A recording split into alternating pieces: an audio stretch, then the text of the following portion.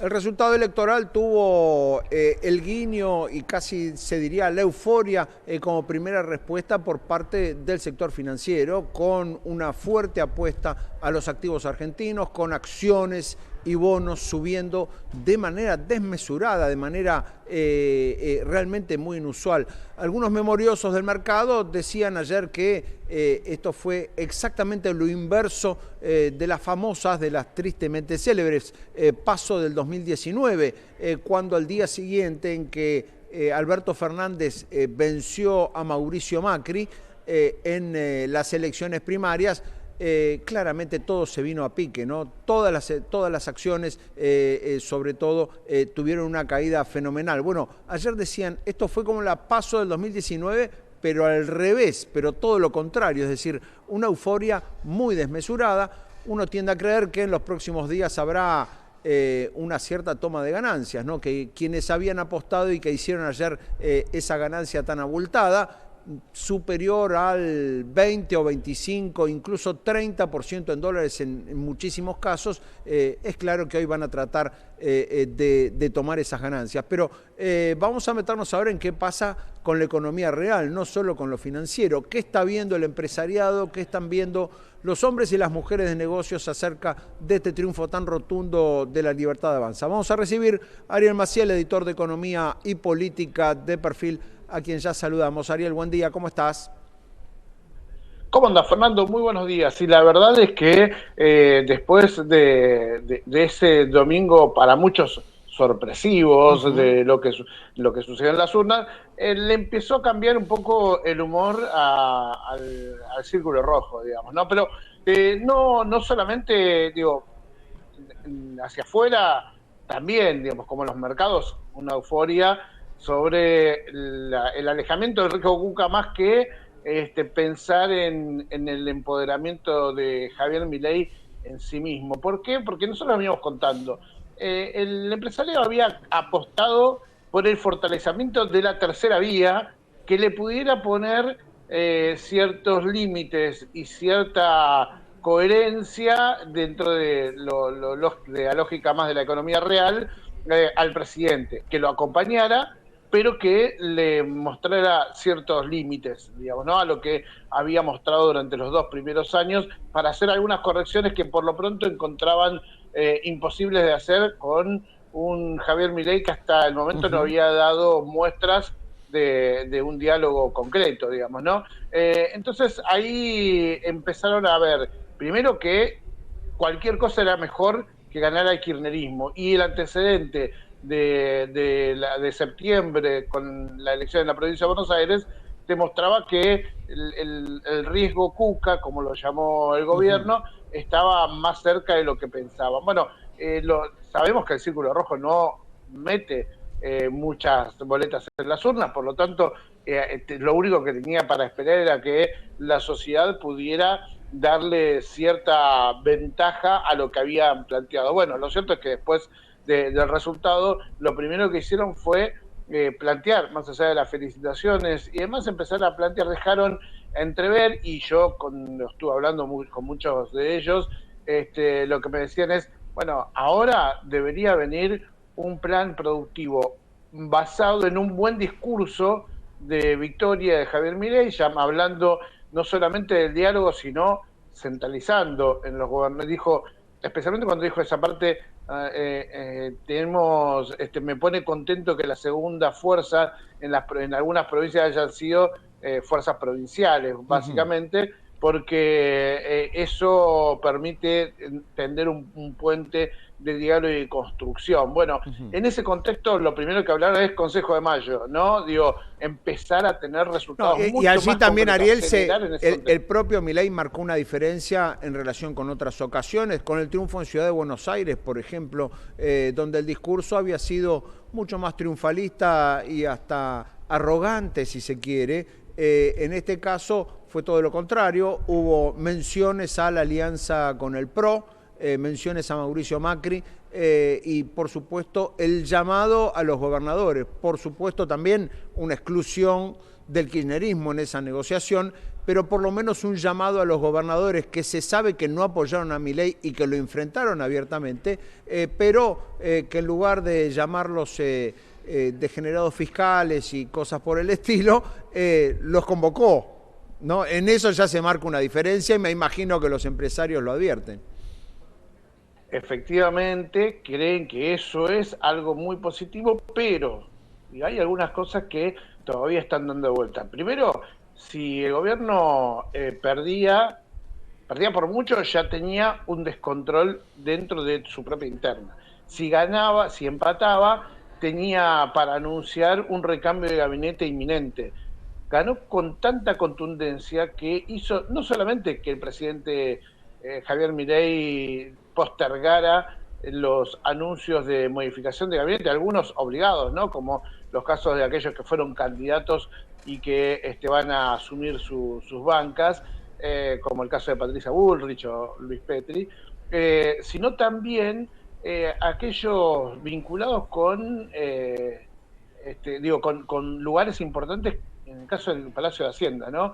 El ministro de Economía, Luis Caputo, se va a tomar un tiempo para definir quién va a ser su viceministro, o sea, el secretario de Finanzas, que hasta ahora era Pablo Kirchner, en realidad sigue siendo, porque hoy a la tarde asume como canciller argentino, y ayer mismo hizo la convocatoria del llamado a licitación pública que se va a realizar mañana, y lo hizo desde su cuenta personal como suele hacerlo, de Finanzas. Claro, y como suele hacerlo, como Exacto, lo hace siempre. Algunos lo vieron como The Last Dance, como la serie de Michael Jordan, como la última jugada desde Finanzas. Ahora, allí se abren dos posibilidades. Una es que se designe un nuevo secretario de Finanzas y la otra es que José Luis Daza, hoy viceministro de Economía, en lo formal secretario de Programación Económica, asuma las funciones de finanzas. En un gobierno que no le gusta demasiado abrir el juego, casi que esta última sería la opción más potable. Efectivamente, a ver, ¿por qué dije viceministro? Básicamente porque hasta el momento el Ministerio de Economía, si bien efectivamente Daza tenía ese rol institucional que siempre señalamos aquellos que conocemos el ministerio, en realidad Kirchner venía siendo un poco el número 2 de Caputo, a tal punto que antes de las elecciones bonaerenses, incluso en el medio, se hablaba mucho y hemos charlado mucho sobre la posibilidad de la salida de Caputo del ministerio, no solamente, no básicamente por la cuestión, por su gestión, sino porque lo que lo que pesa siempre en ese entorno es lo familiar, digamos, ¿no? Un Caputo que desde el principio le costó tomar la decisión de estar ahí y que cumple con determinadas normas familiares para poder estar en el ministerio, ¿no? Se va a un horario determinado, los fines de semana intenta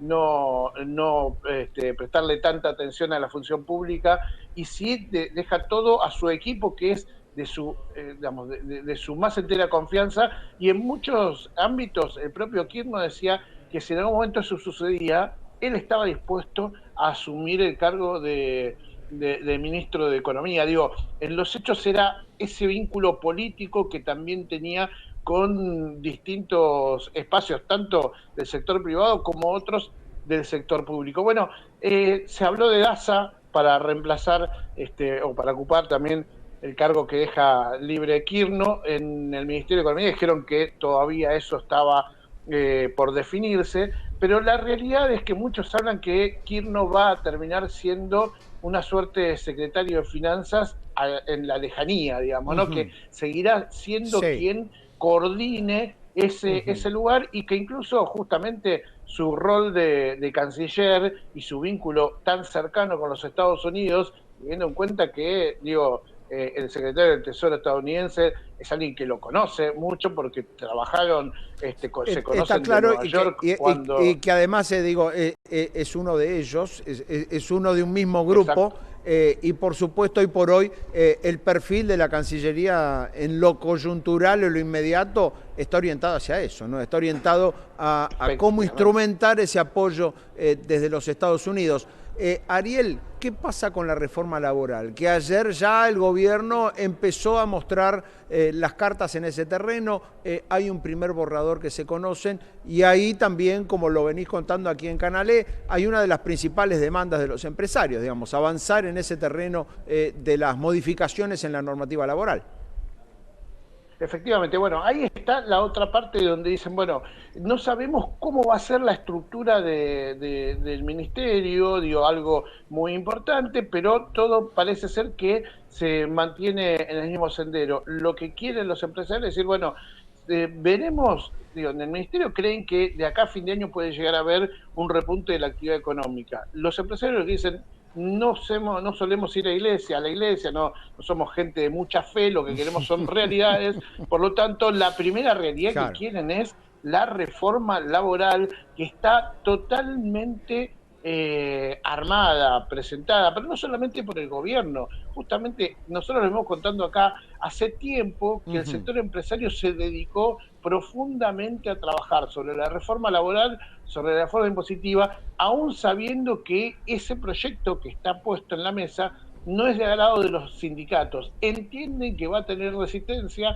pero consideran que con este respaldo popular, lo primero que tiene que hacer antes de gastar cualquier tipo de capital político que le dio a las urnas, es poner en marcha la reforma, ponerla en el Congreso y tratarla y aprobarla lo antes posible. Todos tienen el temor, todos tienen el fantasma de lo que le pasó a Mauricio Macri después de Sí. las elecciones intermedias Ujú. y donde todo el mundo le terminó reclamando, no fue a fondo, terminó haciendo política, terminó pensando en su reelección y no concretó las reformas que había Ujú. hablado pero que no estaban en este punto de desarrollo. ¿Sí? Recordemos que Sí. la reforma laboral durante del periodo macrista se pensaba de modo más, más trabajoso. En este caso ya aceleraron Ujú. absolutamente todo, el gobierno tiene ese respaldo del Claro. establishment, No, se y va a además empezar a desde una debatir, pero posición quieren que se apruebe antes. de fortaleza política mucho mayor. Es decir, Exacto. Macri tenía en ese momento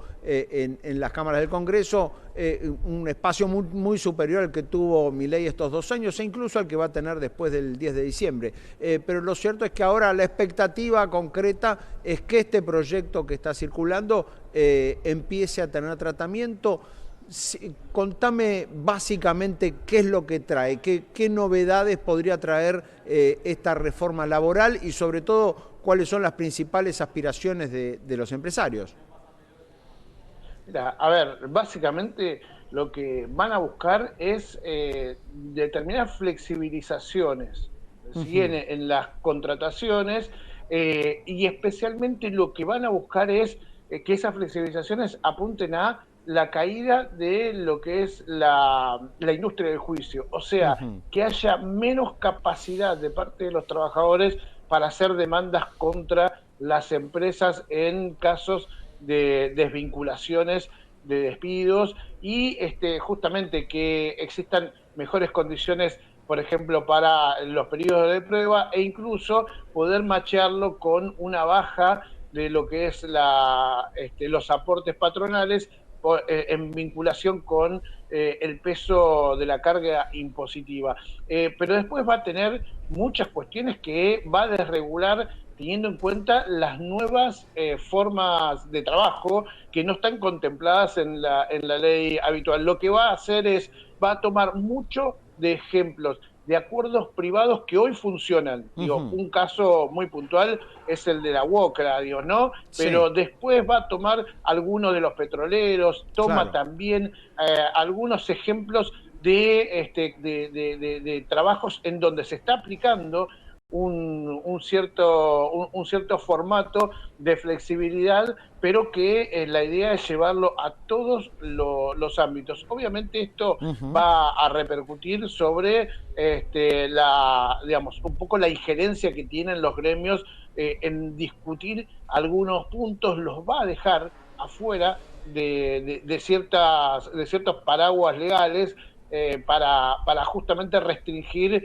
lo que podría llegar a ser una catarata de reclamos gremiales en fábricas, en empresas, en comercios, que pueda llegar a paralizar justamente este punto. Lo que buscan básicamente con este nuevo contrato laboral es justamente que en base a la flexibilización laboral que existe de hecho, se pueda llevar puntualmente a la ley, y eso de algún modo pueda darle justamente lo que quieren, dicen el argumento, es que eso permita sacar a gente de la informalidad, llevarla a la formalidad por las mejoras en las y no contrataciones, ¿no? sufrir, claro, y no sufrir los embates de la industria del juicio, que naturalmente existe. Allí, entre los ejemplos mencionabas a los petroleros, que es un caso interesante. Se sabe que todo el desarrollo de Vaca Muerta vino acompañado del apoyo del gremio petrolero, que cedió en algunos aspectos